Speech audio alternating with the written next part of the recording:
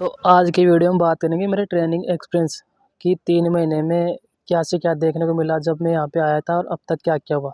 पूरा बताऊँगा एक्सप्लेन करके कि कैसी रही मेरी ट्रेनिंग 3 महीने की, पूरा अच्छे से बताऊँगा, बहुत मज़ा आएगा। और जो जुलाई में आ रहे हैं उनको भी थोड़ी जिज्ञासा होगी क्या होता है ट्रेनिंग में, उनको वो घबराए हुए हैं कि ट्रेनिंग हार्ड हो रही है या आसान होती है, क्या होती है। तो ये सब आप पता चल जाएगा पूरी वीडियो में कि ट्रेनिंग कैसी हो रही है, मज़ा आता है या फिर सज़ा लगती है ट्रेनिंग। ठीक है? तो बस देखते हैं। तो मैं मेरे बारे में रिलेट करके बता देता हूँ, तो आप समझते जाना। मेरे बारे में रिलेट करके बताता हूँ पूरा एक्सपीरियंस मेरा ट्रेनिंग का। तो मेरी जॉइनिंग हो जाती है 4 मार्च को, जब हम यहाँ पे आ जाते हैं जॉइनिंग हो जाती है। जॉइनिंग के टाइम पे हमारे डॉक्यूमेंट्स वगैरह सारा काम हो के फिर मेरी आमद हो जाती है। आमद होने के बाद मेरे को बैरिक अलॉट किया जाता है। मेरा बैरिक होता है 68।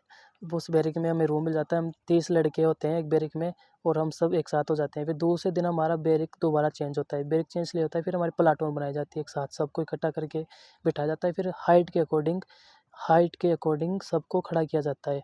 जब प्लाटून बनती है तो सबको ऐसे बोलते हैं कि जिसकी 7 फीट हाइट है वो आ जाओ, जिसकी 170 फीट 170 170 सेंटीमीटर हाइट है वो आ जाओ, जिसकी 185 सेंटीमीटर हाइट है वो आ जाओ। तो ऐसे हाइट के अकॉर्डिंग सबको बुला लेंगे और हाइट के अकॉर्डिंग आपकी प्लाटून बन जाएगी।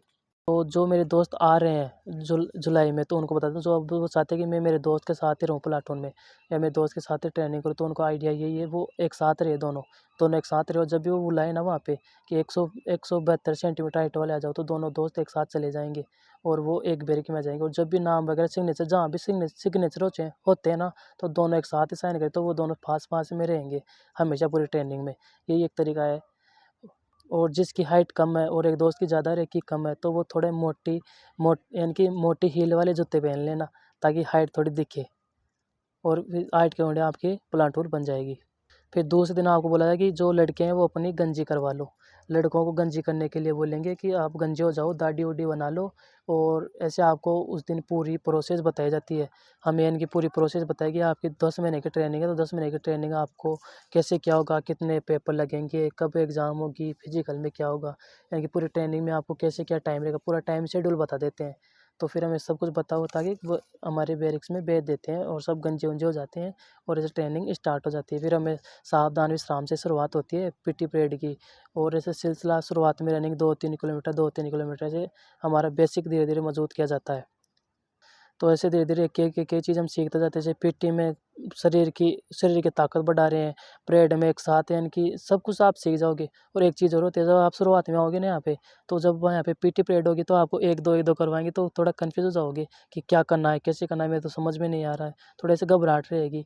तो वो पता है क्यों होगी और आप गलत क्यों करोगे? तब दिमाग में आप मेंटली उपस्थित नहीं होगे, फिजिकल तो रहोगे, मेंटली उपस्थित नहीं, क्योंकि वो आपका दिमाग कुछ और कहीं पे खो रहे होंगे कि मैं तो घर पे अच्छा भला सो रहा था, सो रही थी, रात को रात को उससे लड़ाई हो गई, रात को उससे ये बोल दिया, दिमाग में ये चल रहा होगा और वहाँ पे गलती करोगे। जब एक साथ पीटी में आप एक्सरसाइज वगैरह करोगे तो फिर आपको डाँट सुननी पड़ेगी। तो मोबाइल वगैरह जब आपको अच्छी सी ट्रेनिंग करनी है, तो मोबाइल वगैरह ज़्यादा यूज़ नहीं करने हैं ट्रेनिंग के टाइम पे। मुझे रात को टाइम पे सो जाना है, 10 बजे पहले-पहले सो जाना, ताकि आपकी ट्रेनिंग अच्छी जाए। जब हम शुरुआत में यहाँ पे आए थे तो हम एक-दूसरे नाम नहीं पता था कि किसका नाम क्या है। 30 चेहरे थे, सबके अलग-अलग चेहरे थे।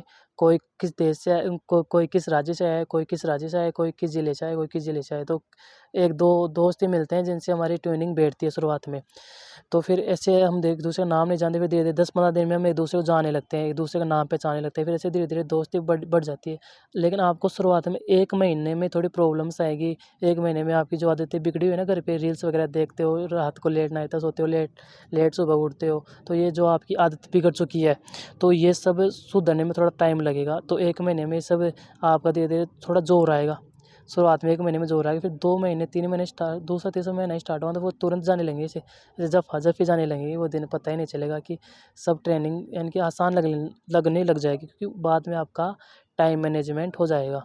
और जैसे ही 1 मंथ खत्म होता है तो उसके बाद आपकी योगा क्लासेस स्टार्ट हो जाएगी, आपको योगा करवाया जाएगा।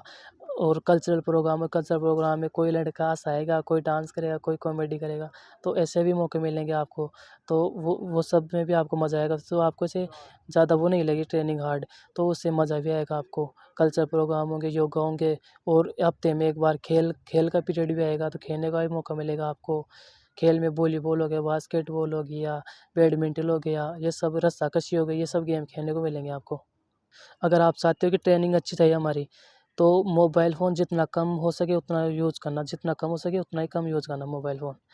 क्योंकि मोबाइल फ़ोन यूज़ करते हो फिर नींद पूरी नहीं होती है। और यहाँ पे आने के बाद कैलेंडर नहीं टाँकना है कि हाँ 10 महीने की ट्रेनिंग है तो ऐसे रोज़ाना टिक लगाओ कि 1 टिक 2 टिक कि 1 दिन निकल गया 1 दिन निकल गया, ऐसे नहीं करना है।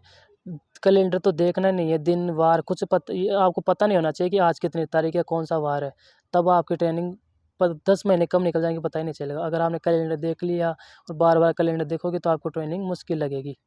और जब भी पीटी परेड होती है तो मेंटली और फिज़िकली दोनों चीज़ें एक जगह होनी चाहिए। आप फिज़िकली तो रहते हो लेकिन मेंटली नहीं रहोगे प्रेज़ेंट, तो मेंटली भी प्रेज़ेंट रहना, किसी के ख़्यालों में मत रहना जब आपकी पीटी परेड होती है तो, ये भी ध्यान में रखना। और जब हम यहाँ पे शुरुआत में आते हैं तो हमें नए-नए नाम सुनने को मिलते हैं कि जैसे फटीग, फटीग नाम हो गया, फटीग में साफ-सफाई की जाती है। उस्ताद हो गया, महकमा हो गया और बैरिक हो गया, प्लाटून हो गया, ऐसे आपको नए-नए नाम सुनने को मिलेंगे। और जब आप शुरुआत में आओगे तो आपके जो दोस्त रहेंगे आगे प्लाटून में रहेंगे तो किसी की लैंग्वेज किस तरह की रहेगी, किसी की लैंग्वेज किस तरह की रहेगी, तो थोड़ा समझने में थोड़ी प्रॉब्लम्स आएगी धीरे-धीरे। कभी-कभी एक-दूसरे की लैंग्वेज को सुन के हँसी भी आएगी, क्या बोल रहा है, क्या बोल दिया। तो ये सब धीरे-धीरे आप एक-दूसरे को समझने लग जाओगे 1 महीने में, फिर समझ जाओगे, फिर अच्छी गहरी दोस्ती हो जाएगी। और जो झाड़ोदा कला ईस्ट में आ रहे हैं ना, उनके लिए खुशखबरी भी है जुलाई में कि यहाँ पे जामुन के पेड़ हैं, तो आपको जामुन खाने को भी मिलेंगे। और अपने आप को जितना हो सके ना उतना बीमार होने से बचाना है। पूरी ट्रेनिंग टाइम में अगर आप बीमार हो जाओगे तो आपकी सेल कम पड़ जाएगी, आपकी छुट्टियाँ कम पड़ जाएगी। फिर आप जितना ज़्यादा प्रेज़ेंट रह सकते हो ना उतना ज़्यादा प्रेज़ेंट रहना है आपको। एब्सेंट ज़्यादा नहीं करनी है ताकि फिर एब्सेंट हो जाएगी ना तो फिर आपको प्रॉब्लम आएगी, आप रीबैच कर दिए जाओगे, फिर आपको दोबारा 10 महीने की ट्रेनिंग करनी पड़ेगी। तो जितना हो सके आप प्रेज़ेंट रहना, एब्सेंट करनी ही नहीं है आपको।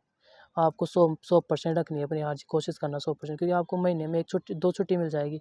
सेकंड सैटरडे की तो वो काफ़ी है छुट्टियाँ। और बीच-बीच में छुट्टियाँ आती रहती है जो आपको ब्रेक वगैरह में रुकने का मौका मिलेगा। और कभी-कभार उस्ताद जी अगर डाँट दे मतलब यानी कि जब आपकी पीटी पीरियड हो तो उस्ताद जी डाँट दे, गुस्सा कर दे तो उस बात को दिल पे नहीं लेना है। ऐसे बस हँसी मज़ाक में टाल देना कि चलो आज उस्ताद जी का प्रसाद मिल गया, तो वो चीज़ें ज़िंदगी भर याद रहेगी। तो उस्ताद जी की किसी बात को दिल पे नहीं लेना है।